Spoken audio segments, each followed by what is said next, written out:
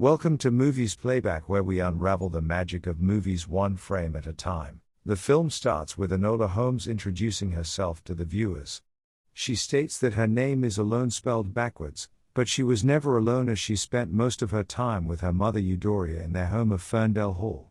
After her father died and her two older brothers left home, Enola grew up learning from Eudora on how to read, study science, and practice fencing or archery, among other things.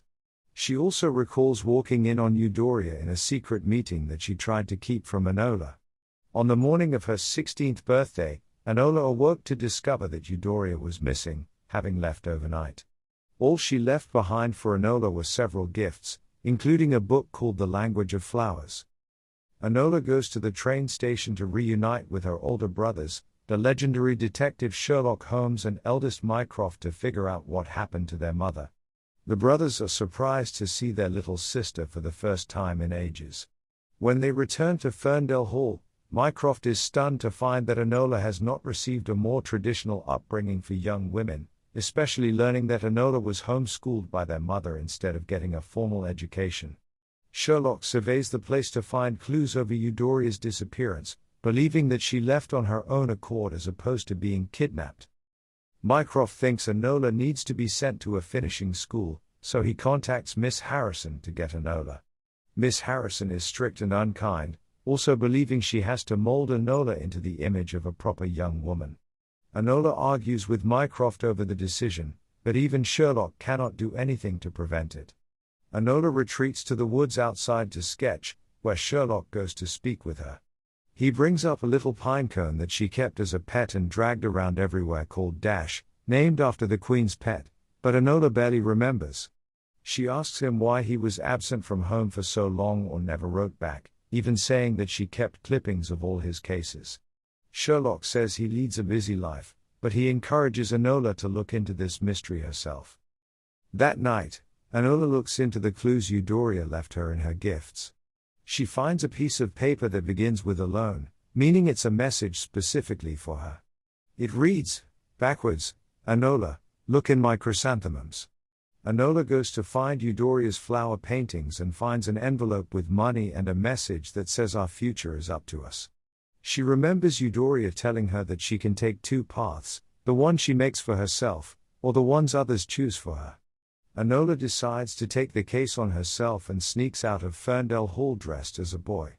She leaves a rag doll in her bed, which Mycroft finds the next morning when getting ready to send her to Miss Harrison's.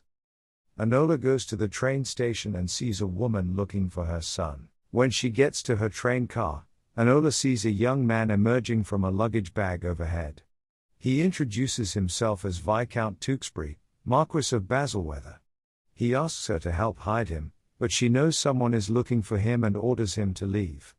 It turns out that was his own mother, plus his uncle and grandmother looking for him at the station. Tewkesbury ultimately leaves, but soon after, the man looking for him, an assassin named Lindhorn, spots him and pursues him. Although Enola tries to make her way out, she turns back around after realizing Tewkesbury is in real danger.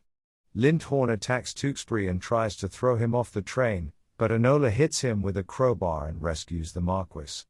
The two then jump off the train to escape Lindhorn. Enola and Tewkesbury wander for a while until they are out of sight and can stop to rest for the night. They discuss their dead fathers and why they ran away from home. Tewkesbury was set to take his seat in the House of Lords and would vote to move the country forward, but he got nervous and chose to run away after a near-death experience. Enola decides that once they get to London, they will go their separate ways. Once in London, Enola bids Tewkesbury farewell and hides out in a lodging house while pretending to be a proper Victorian lady. Meanwhile, Sherlock and Mycroft make plans to locate Enola, although Sherlock reads about a disturbance on the train and figures his sister was involved. Enola continues her search for her mother by trying to leave ciphers in the newspapers she frequently reads so that she may also find her. Enola later comes across a jiu-jitsu class taught by a woman named Edith, who knew Eudora and recognizes Enola. She tells Edith what her plans are, but she tells Enola that Eudora has always been hiding. Enola recalls the meeting she walked in on, as Edith was there, and Eudora and other women were discussing someone named Ellie Houseman. However, Edith will not give her any useful information. Enola then finds a scroll that leads to more clues, which she uses while remembering other words discussed during the meeting. It turns out Ellie Houseman was just code for Limehouse Lane. Enola goes to Limehouse Lane in hopes of further locating her mother. She comes across a warehouse and uncovers what appear to be explosives and other plans, indicating Euphoria is plotting some kind of revolutionary act. As Enola leads, she is found by Lindhorn, who attempts to drown her while trying to find Tewkesbury, but Enola fights back and escapes his clutches after setting off some explosives. She then resolves to hold off on finding Euphoria and instead turns her attention to finding and protecting Tewkesbury. Enola disguises herself as a widow to avoid drawing attention to herself and arrives at Tewkesbury's estate to help his family find him. Although they try to send her away, she convinces them when saying she is working for Sherlock. It turns out that Inspector Lestrade is already on the case and doesn't believe Enola works with Sherlock as closely as he does. Lady Tewkesbury ends up sending both of them away. Enola then swaps clothes with a gardener. It also turns out that Mycroft had hired Lestrade to search for Enola, but going by Mycroft's description of scrappy young woman with no poise, Lestrade was fooled by Enola's disguise. Sherlock pays Edith a visit in his search for his mother and sister, and while he tries to convince her on the grounds that Mycroft would come after her assets, Edith calls Sherlock out on his obsession with his job and lack of attention given to his family, especially Enola. Enola comes across Tewkesbury's treehouse near the area where a large branch had almost killed him. She goes through his belongings and sees that Tewkesbury was planning his escape for a while, as well as some flowers that Enola recognizes and takes as a sign.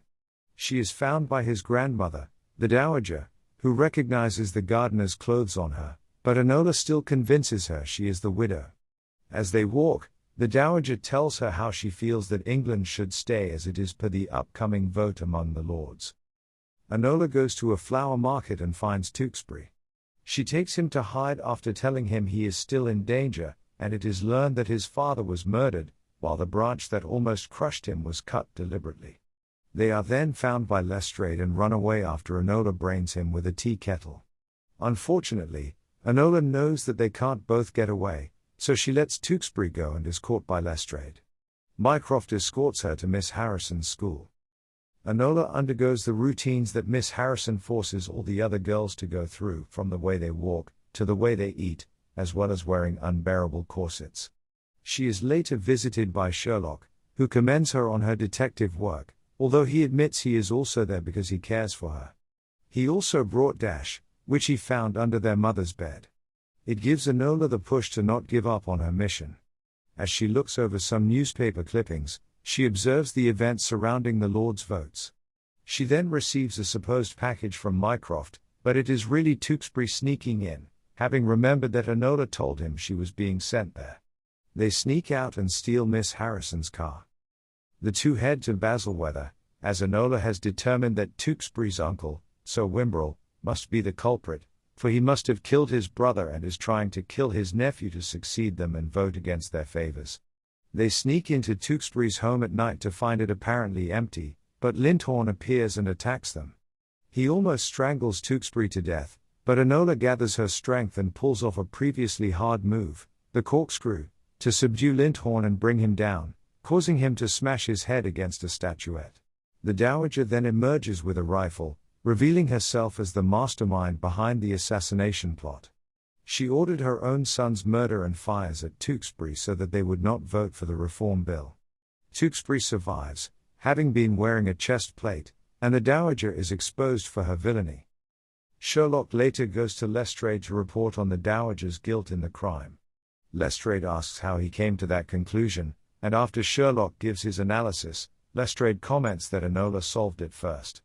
Sherlock leaves chuckling to himself. Tewkesbury accepts his new position in the House of Lords and gets ready to cast his vote. Enola sees him one last time to say goodbye. As she goes home, she finds the day's paper and comes across a hidden message that was apparently from Euphoria, telling her to meet at the Royal Academy, which Enola finds suspicious given that place's exclusion of women, so she believes Sherlock is behind this. Sure enough, he and Mycroft are there waiting for her, and she never shows. Sherlock says he would like to take her as his ward.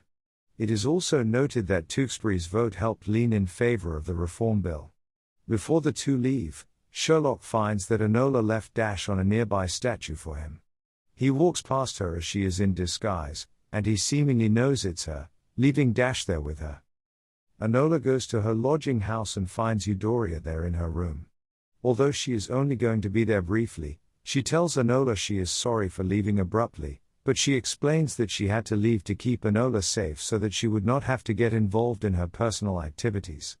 Eudora also tells her daughter how proud she is of how she turned out. They embrace before parting ways again. Enola speaks to the audience one last time, saying that, just like her mother and brothers, she is going to chart her own path as a detective and finder of lost souls. She then goes for a bike ride around London. And the movie ends.